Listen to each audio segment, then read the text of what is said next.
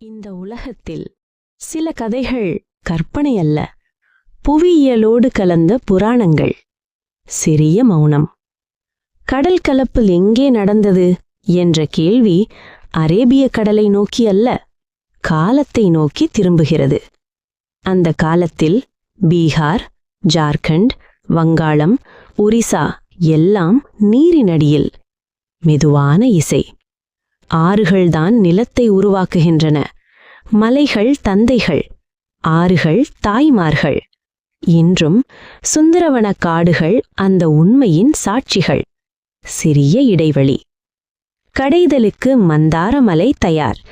ஆனால் கயிறு 3 உலகங்களிலும் 14 புவனங்களிலும் அதற்கு சமமானது ஒன்றுதான். ராஜா நாகராஜ வாசுகி. ஒலி ஆழமாகிறது. அவரை கொண்டு வந்தது யார்? கைலாஷ்பதி போதே பாபா. வாசுகியை தன் மணிக்கட்டில் சுற்றி நடந்து வந்தார். மௌனம். கடைதல் தொடங்கியது. தேவர்கள் ஒரு பக்கம், அசுவர்கள் மறுபக்கம். மத்தியில் மந்தாரமலை. வலி தாங்காமல் ராஜா நாகராஜர் சிணுங்கினார். அந்த சிணுங்கள் விஷமாக மாறியது. பிரபஞ்சம் நடுங்கியது. இசை திடீரென நிற்கும்.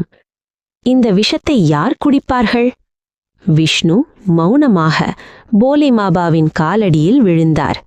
மெதுவான உச்சம். பாபா எழுந்தார், விஷத்தை குடித்தார். முதலில் நாகராஜரை காப்பாற்றினார். தன்வந்தரி வரும் முன்னே வைத்தியநாதர் செயல்பட்டார். சாந்தமான இசை.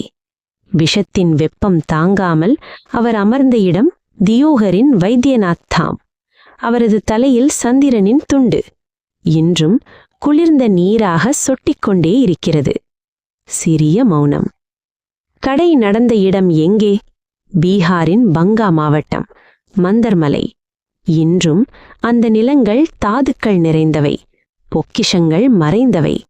புராணமல்ல, நினைவுகள். வாழ்க்கை நல்லது, அது நிறைந்ததாக இருக்கட்டும்.